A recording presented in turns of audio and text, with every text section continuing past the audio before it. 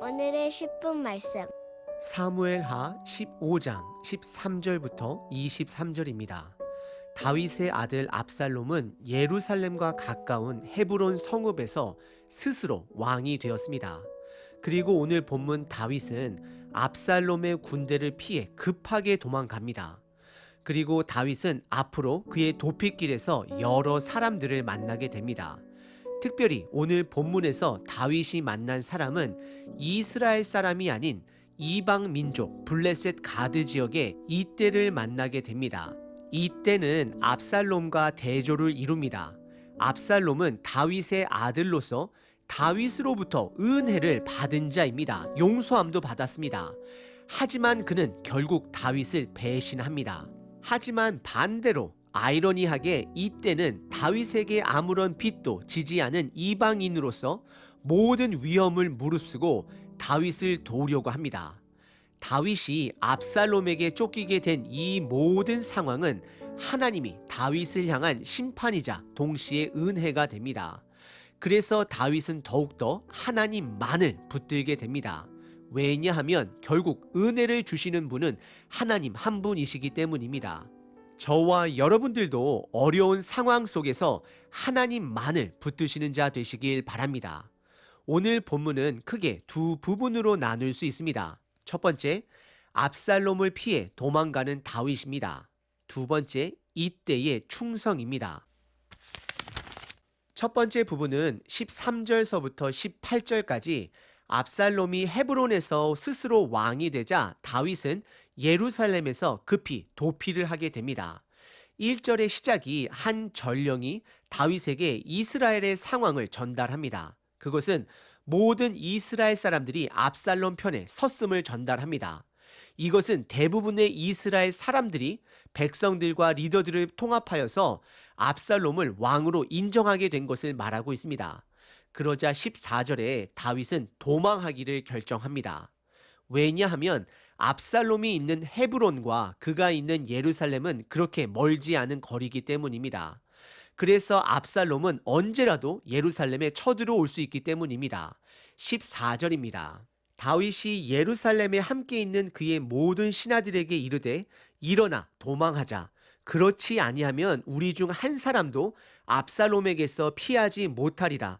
빨리 가자. 두렵건대 그가 우리를 급히 따라와 우리를 해하고 칼날로 성읍을 칠까 하노라 라고 고백합니다. 그러자 이어지는 15절에 다윗의 신하들이 다윗의 명령을 기다리며 그를 따르기로 결정을 합니다.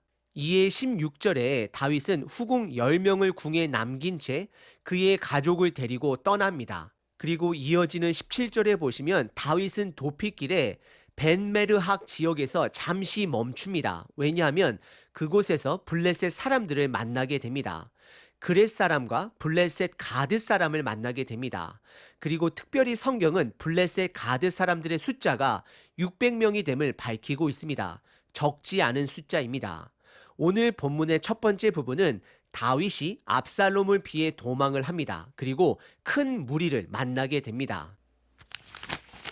두 번째 부분은 19절서부터 23절까지 블레셋 가드 지역 사람 이떼에게 집중합니다. 성경은 이때와 다윗의 과거의 관계를 정확하게 말하고 있지는 않습니다. 하지만 분명한 것은 블레셋 가드 사람 이때가 다윗 왕을 돕기 위해 따라온 것입니다. 하지만 다윗은 그에게 이방인으로서 블레셋 왕에게 돌아갈 것을 권면합니다.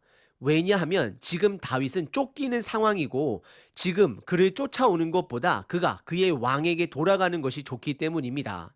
하지만 이때는 그럼에도 불구하고 21절에 여호와의 이름을 맹세하며 다윗 왕이 가는 곳마다 함께할 것을 맹세합니다. 21절입니다. 이때가 왕께 대답하여 이르되 여호와의 살아계심과 내 주 왕의 살아계심으로 맹세하옵나니 진실로 내 주 왕께서 어느 곳에 계시든지 사나 죽으나 종도 그곳에 있겠나이다 라고 고백합니다. 그러자 다윗은 그의 동행함을 마지못해 허락을 합니다.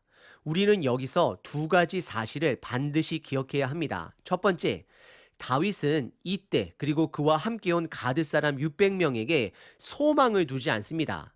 다윗은 점점 하나님께 더 집중합니다. 두 번째, 이때는 이방인으로서 다윗에게 충성을 맹세하고 다윗을 따르게 됩니다. 성경은 이방인 이때와 압살롬을 의도적으로 비교하고 있습니다. 이것은 하나님의 심판과 은혜를 동시에 드러냅니다. 그래서 22절에 다윗은 이때와 그의 군대를 먼저 앞서가게 하고 다윗은 그의 뒤를 따르게 됩니다. 그리고 23절에 다윗과 그에 함께한 모든 사람들이 통곡하며 기드론 시내라는 지역을 통과하게 되는데 그 지역은 요단강을 기준으로 북서쪽으로 도망하고 있음을 확인합니다. 오늘 본문의 두 번째 부분은 블레셋 사람 이때가 그의 군대를 이끌고 다윗을 따르기로 결정을 합니다. 이것은 하나님의 은혜가 됩니다. 오늘 본문 다윗의 마음은 찹찹했을 것입니다.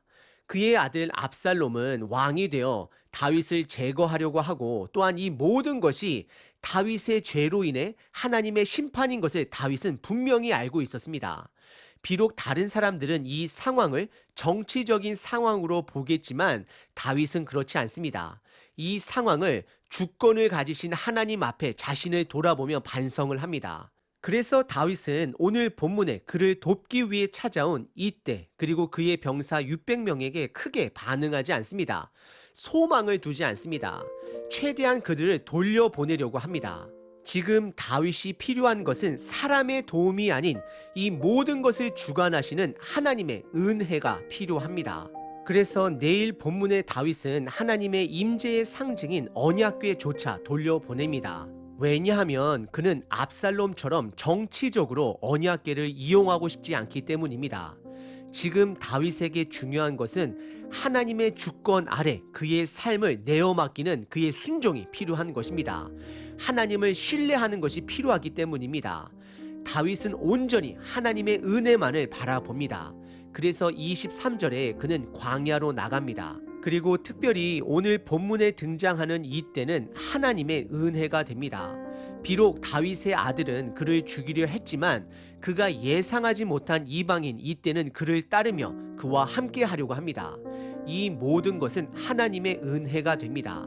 혹시 여러분들 지금 어려운 상황 속에 계신가요? 그럼 다윗처럼 나를 온전히 하나님께 내어 맡기시길 바랍니다.